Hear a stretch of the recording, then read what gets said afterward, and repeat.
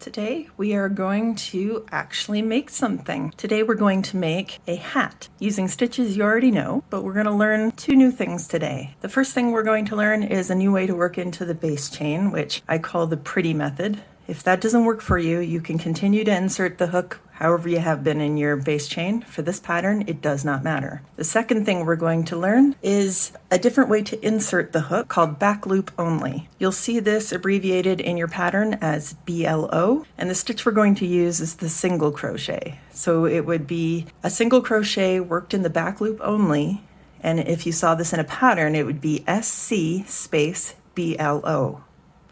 And this is what I meant in the previous videos about how the pattern will tell you if it means for you to insert your hook a different way. Today I am using Loops and Threads Impeccable yarn. You can see it's a 4 and that the hook information is wrong. I recommend you use a 6mm hook with this yarn. However, what I know about my own crocheting and how it works is that my single crochets are smaller than my other stitches. So I am actually going to use a 6.5mm hook. But you're a beginner and you don't know what you need to use. So the very first thing we're going to do is make a swatch. So what you're gonna do is make your slip knot.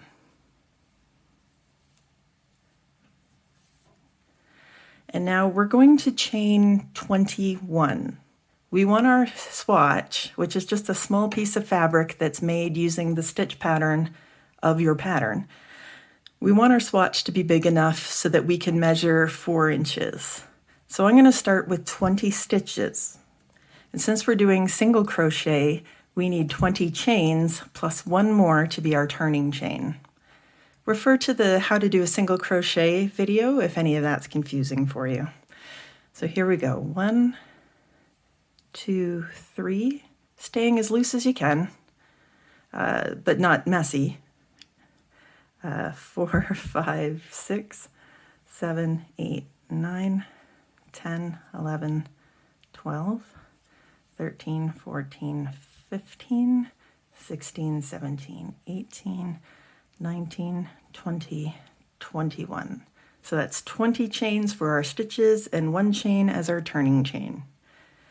Now, before I had you inserting your hook through like this, today we're going to learn a different way. And again, if this is confusing or too hard, just do it the way you've been doing all along. For this pattern, it does not matter. So what I'm going to do is turn the chain over so I can see the bumps on the back. Do you see that? These bumps right here. Okay, we're going to skip the first one because that was our turning chain. And I'm going to work my single crochet just under that 1 bump, like so. And if you look on the back, you'll see that I'm going under 2 on that side, but this is the side that I'm actually working on. So I've inserted a hook, I'm going to yarn over, pull through, so I have 2 loops on my hook up on this area where it gives you the right gauge, and then yarn over and pull through 2. I'm going to work into the next bump. Now these are just regular single crochets. The first row of crochet when you're working like this is always just going to be however you prefer to work into your base chain, because there's only so many ways you can do it. And I'll show you why we are doing it this way once I get to the end of this row.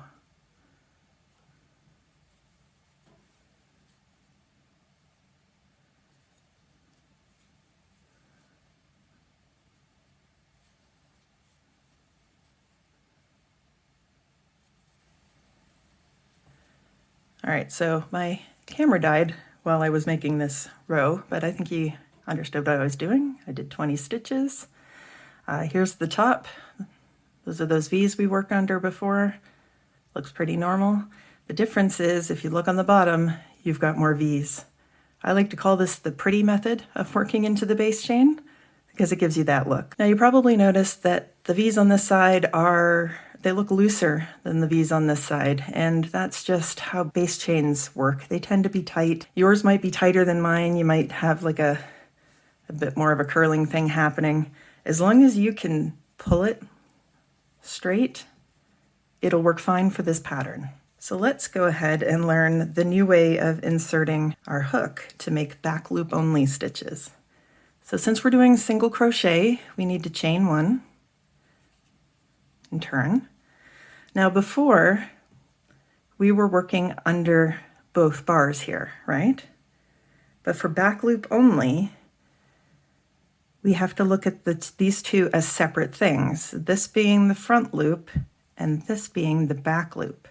So instead of going under both, I'm instead only going to go under the back one and finish my stitch as normal. Let's do that in the next one. We have our 2 loops. That's the front is always the one that's on your side, it's facing you. The back is the one that's away. Ooh.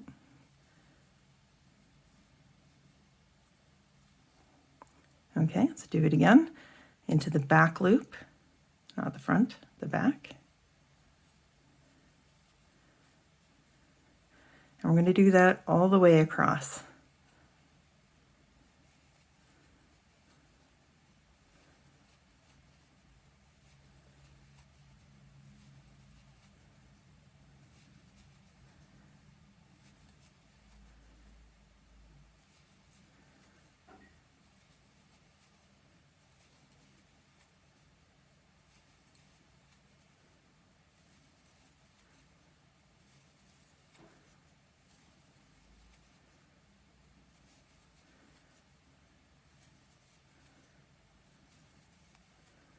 And that's the end of that row.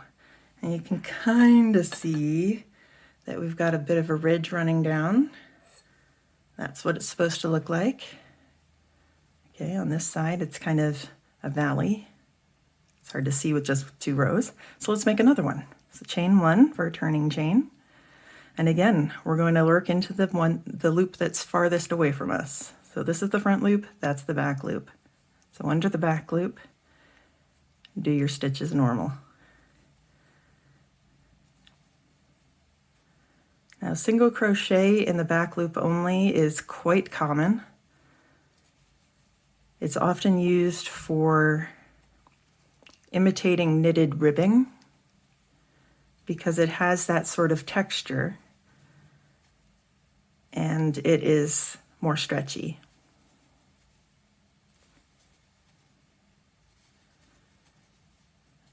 More stretchy than what? More stretchy than regular single crochets, really. And the reason is because you're only going around 1 bar of the yarn, 1 loop, it can stretch out farther than if you go around 2. So now we have a ridge on this side and we have a ridge on this side. So keep doing that until your swatch is at least 4 inches. The purpose of a swatch is to make sure that you're getting the same gauge as the pattern. And if that's not possible, to at least get a fabric that you like. You know, it's not too stiff for what you're trying to do. Today we're trying to make a hat, so we don't want it to be too stiff. We want it to actually be stretchy so that there's a bit of negative ease. So it'll hold against your head better.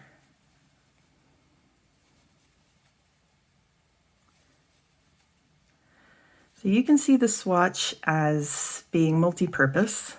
1, to make sure that you're getting gauge. 2, to make sure you like the fabric you're getting. And 3, to practice the stitch pattern you're about to need to do. You will find that a lot of crocheters don't like doing swatches. And to a certain degree, once you are comfortable with what you're doing, you don't need to do swatches. If you already know what your yarn's going to do, how it's going to perform with the hook you plan on using, and I would recommend, though, still doing it if you're making clothing. Like if you're making a sweater, you want to make sure that it's going to be the size you want it to be when you're done. So that's where swatching becomes important.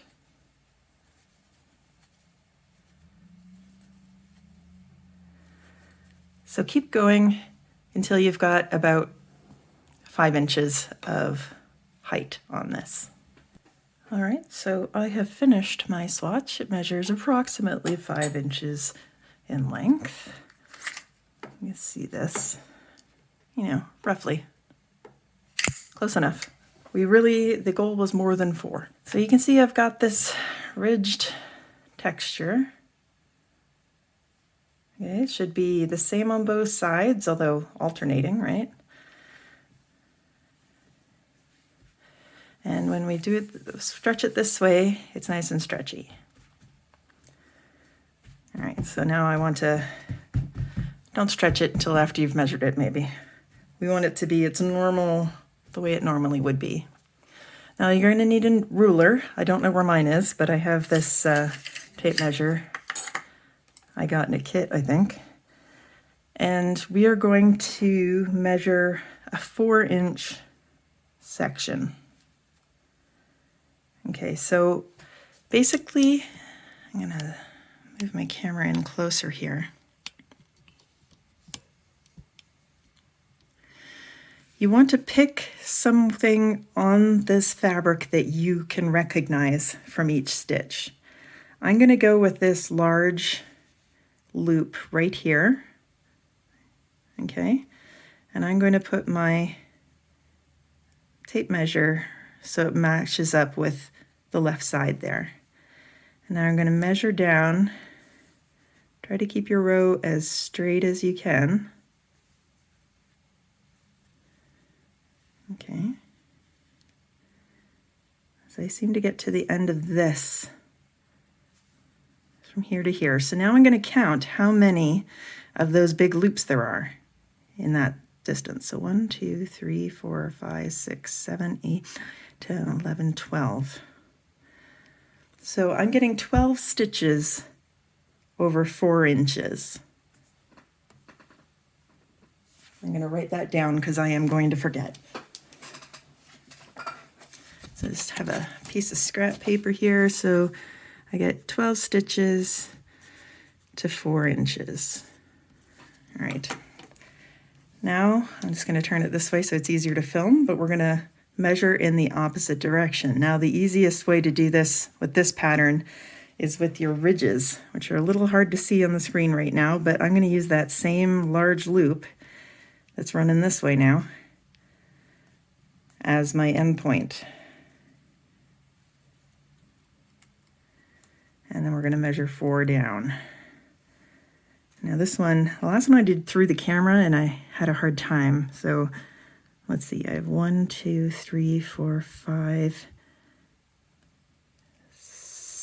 5.5 ridges, right? Because we don't quite get to the end here. But each ridge is actually 2 rows. So that's 11 rows for 4 inches. For the pattern that we're doing right now, this isn't super critical because we're going to measure the piece as we go, but it's good to know for general purposes. So we're getting 11 rows for 4 inches. It'll give us a ballpark of where to go to. Now I'm going to zoom out off camera because that was a little awkward, and I'll show you what we're going to do next. Okay, so we have our swatch, we have our numbers. Do we like the fabric? This is where we stretch. It's most important for this pattern that it stretches vertically like this compared to how we're crocheting. We've been crocheting in rows this way, so we want it to be stretchy in this direction. So I'm going to turn it and give it a good stretch, and that's good. If you've crocheted too tightly and you don't like how tight your work is, especially if it differs significantly from what I'm doing, if you're using the same yarn, you might want to try doing this again with a bigger hook. It's just more practice at doing the stitch pattern after all. But if you like what you've got, even if you have different numbers than I do, we can go on to making our hat now. Okay, so it's time to do a little bit of math. If you're getting the same gauge as me, you can just use what my numbers are. But if you have a different gauge, then we're going to have to do a little different math. So Our hat is basically, we're going to be making a kitty hat in the most simple way possible. So our hat is going to look roughly like this when worn on a head. Okay? And the way we're going to work it is the rows are going this way. Okay, so we're actually going to be making it sideways, but don't worry, we don't need to do any shaping to make this circle. Your head will do that. It's a very interesting way to do a hat. So this distance is stitches,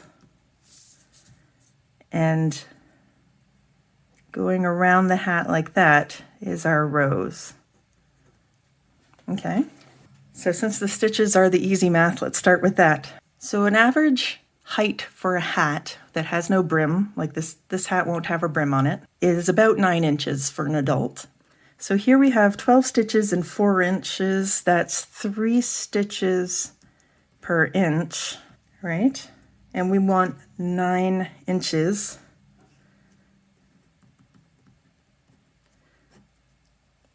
Three times 9 is 27. We need 27 stitches, which means we're going to chain 27 plus 1. Remember that 1 is our turning chain.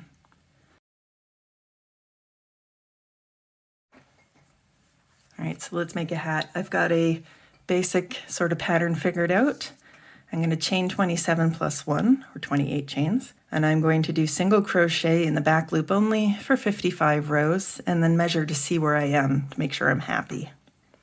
So let's get started here. I've ripped out my swatch and I'm starting again. Okay, we're going to do our slip knot.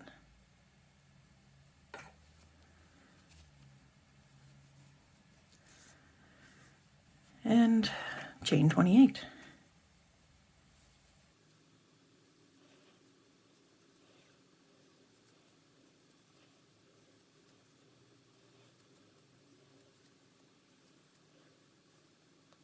Okay, I'm going to flip it over, skip the first chain, and work into the next one.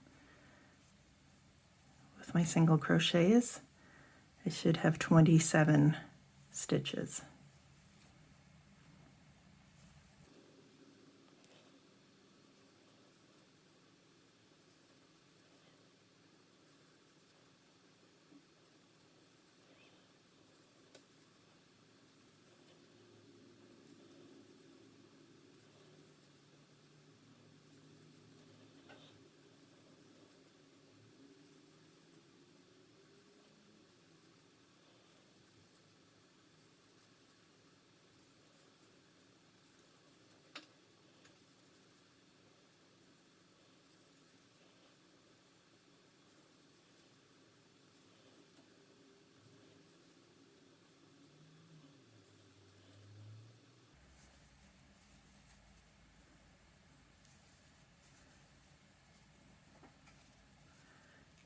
I've got my first row done there.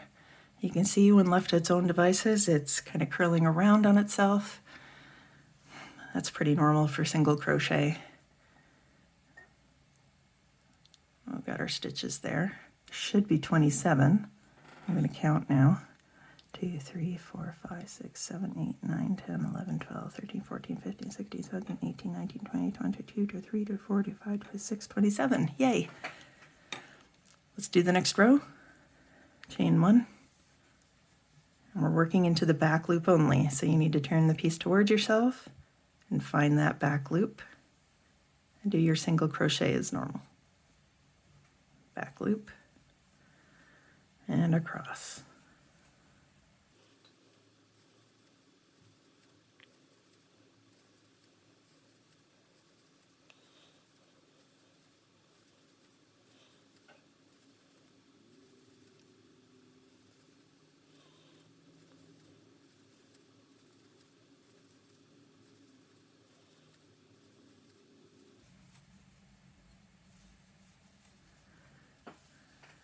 There we go.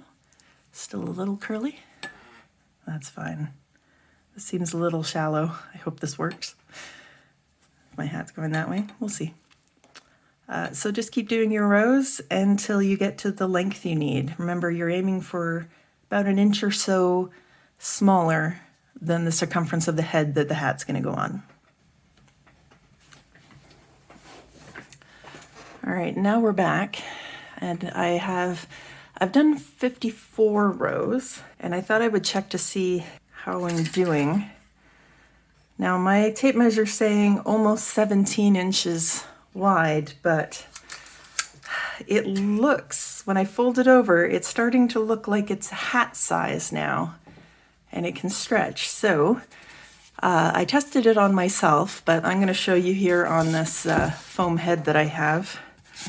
If we wrap this around this guy, roughly where the hat will go, you can see that it'll meet up it'll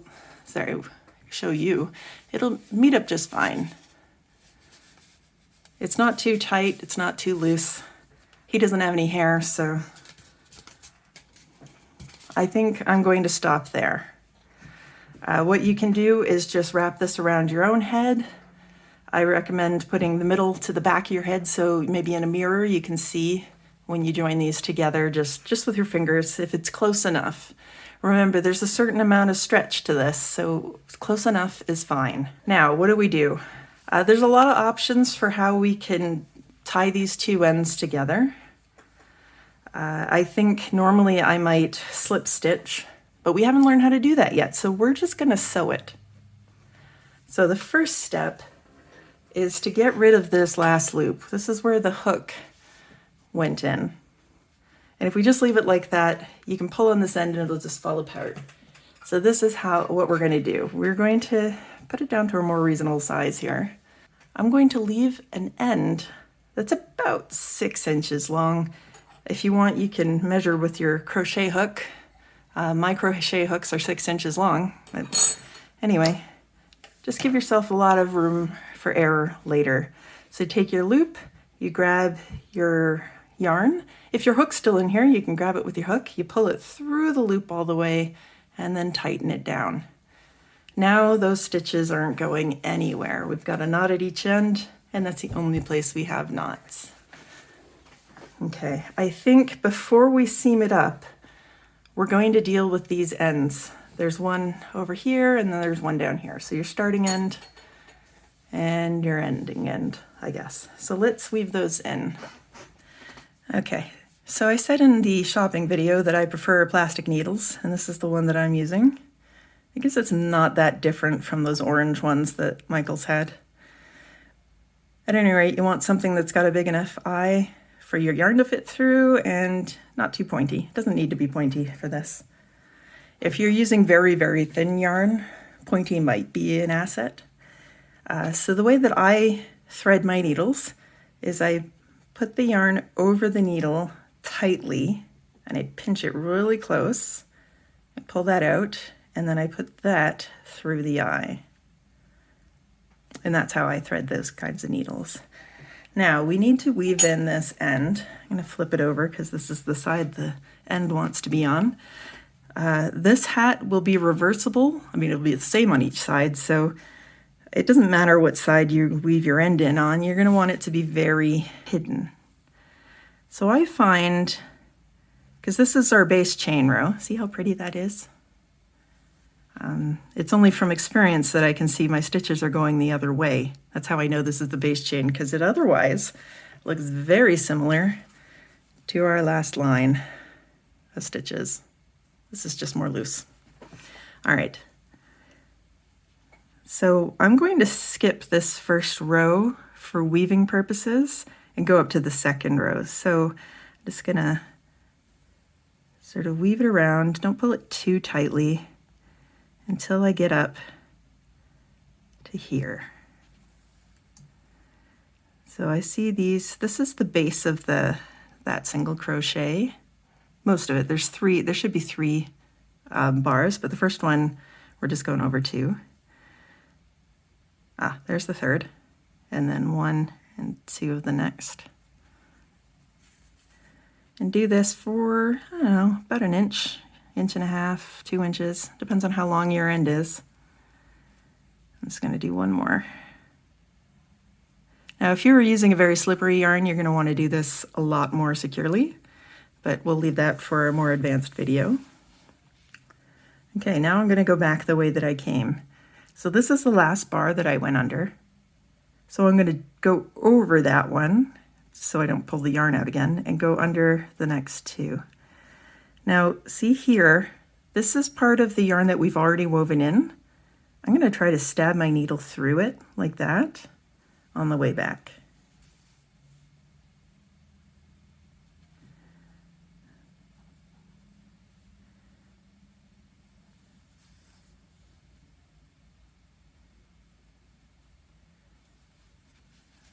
There we go.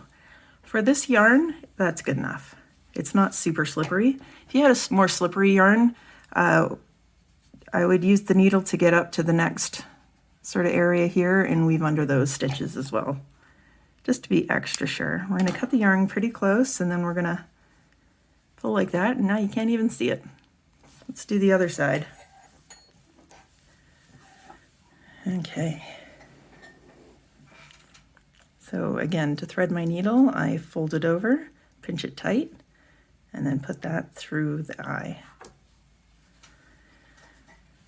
Okay, so this is the tops of the stitches. So again, we need to go down to the bottoms to weave in the ends. So we're going to go through this V. Okay, let's do that. And I think I'm going to go right under here. So from this side, where's the third bar? There it is down there. I think I might skip that this time. So we'll just go under. And you can, once you get the hang of this, you can go under a bunch at a time.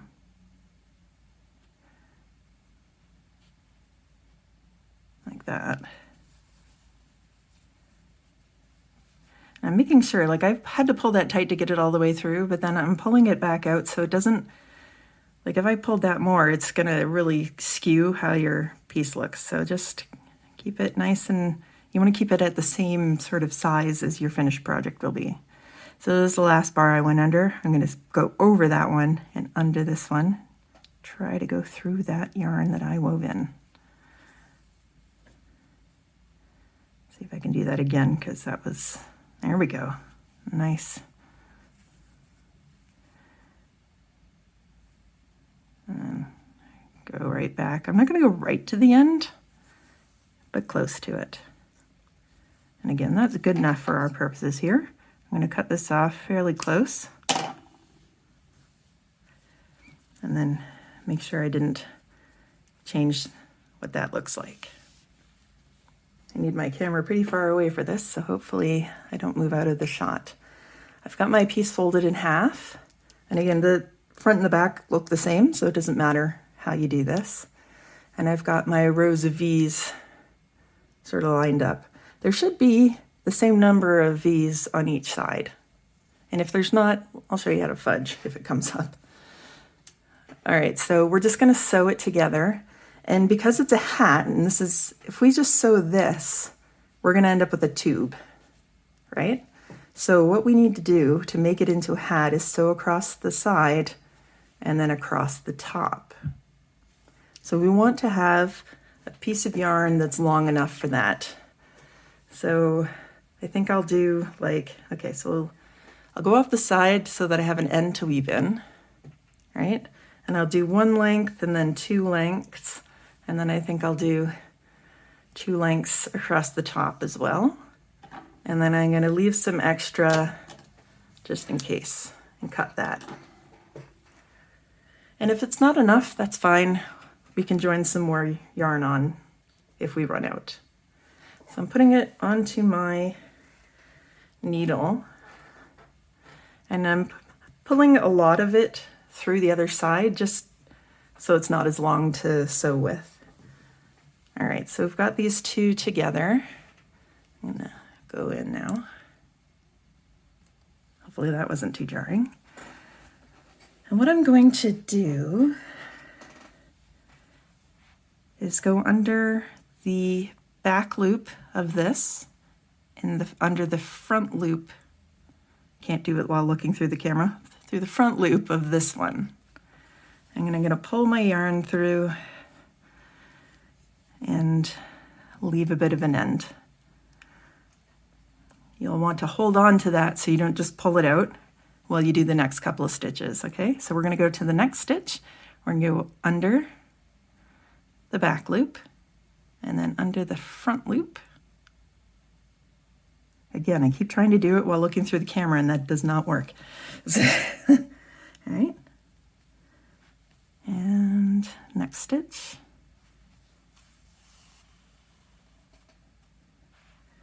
I think we could probably let go of that now. Don't pull too tightly. We want this yarn to be the same sort of looseness. It should be just tight enough that it's hard to see in that little valley. If we do it too tightly, this seam is going to bunch up like that. So again, if you don't have enough yarn cut to begin with, you can just add some more on. So say I ran out here, I'd want to make sure I had a decent end to weave in, and then I just grab another yarn, put it on my needle, and start in the next stitch. You'll just have more ends to weave in, but at this stage in your learning process, it's not a bad thing. You'll get more practice at it.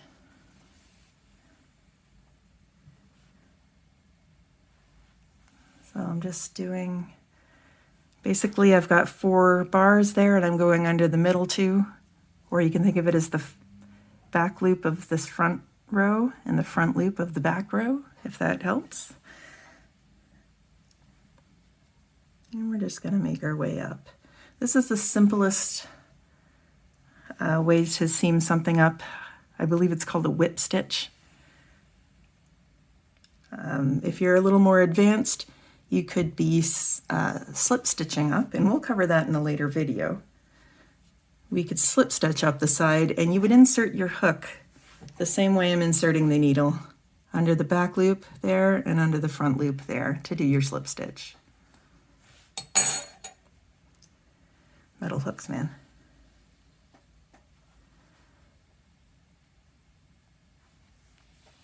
So, and try not to stab through the yarn while you're doing this if you can.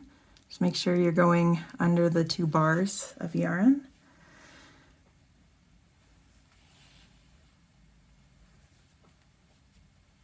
A little tighter. Okay, that's fine.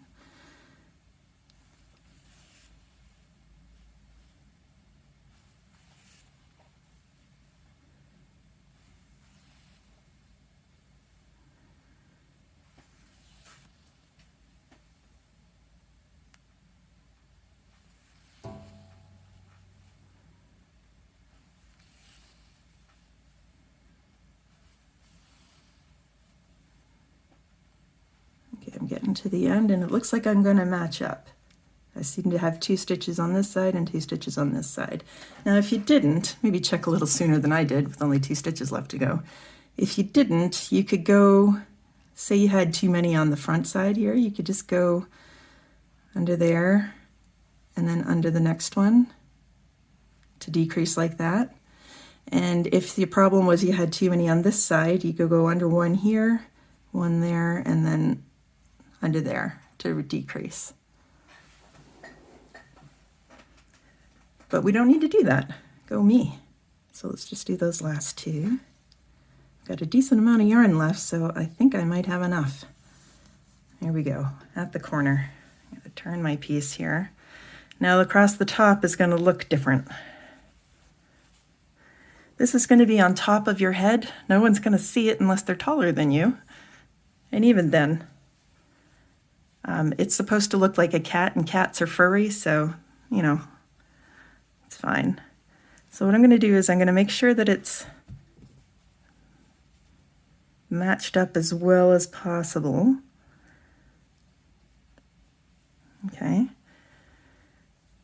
And basically just check often. So go under 1 bar on this side and 1 bar on that side.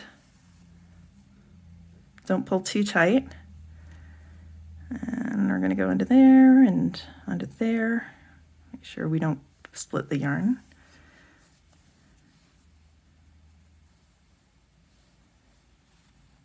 Okay, I think under there and under there.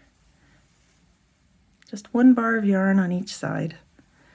And always check to make sure that you are not stretching your hat out of shape. If you wanted to, if you have like binder clips, you could put them on to just hold it in different places so you don't have as big of a span.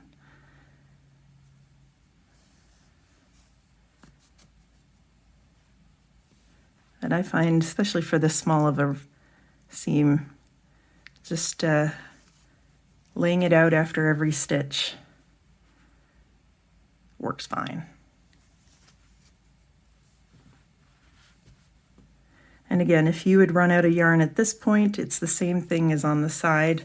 Make sure you have enough yarn so that you can weave it in. I'd say, at least 4 inches. I usually do 6. And then just take your new yarn, put it on your needle, and go into the next stitch, leaving an end that you can weave in and go on as you were.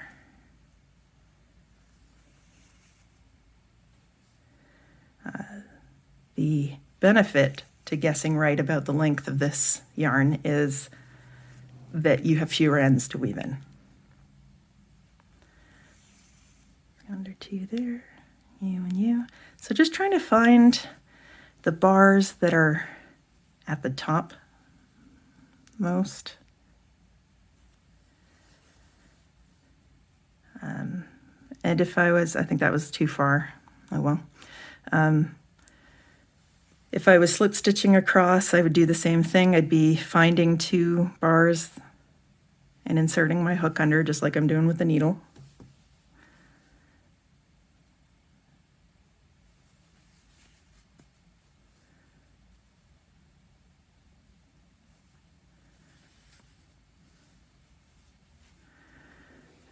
Pulled that a little tight, so I'm just gonna loosen it a bit.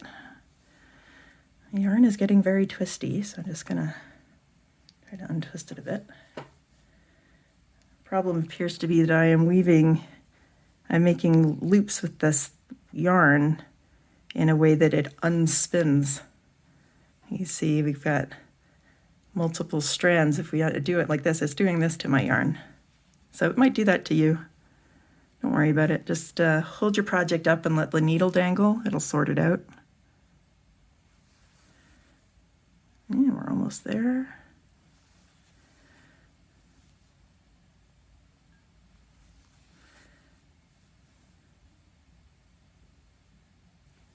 Can't see. There we go. And maybe one more. There we go. Plenty of yarn left over. In fact, that's too much, so I'm going to cut some of that off. And we're going to weave in the end. You might want to, in fact, I'm going to, put a knot at each end. Just an overhand tying your shoes kind of. Hold that loop, go through it. Just a little tiny to keep it from moving too much. Now we're just going to weave this in the way we did before. Trying to get through there, and then we're going to go, I don't know, under these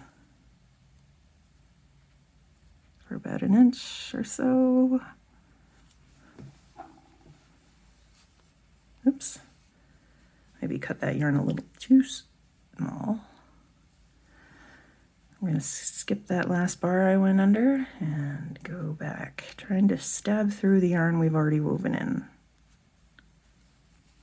And pull that. Make sure everything's nice and proper.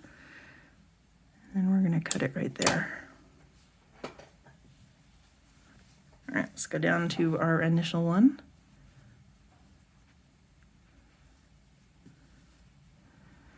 All right, so it's on this side, so flip this over. I'm going to go under there. Make sure I don't close that loop, and go through the loop just to make a tiny little overhand knot.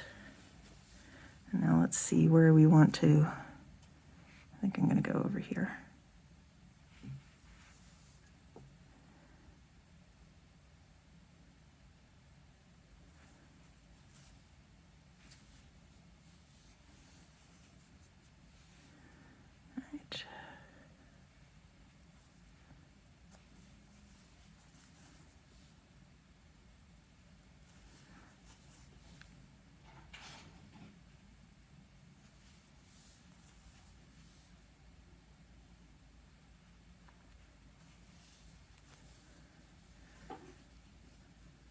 skip that bar. Go back through.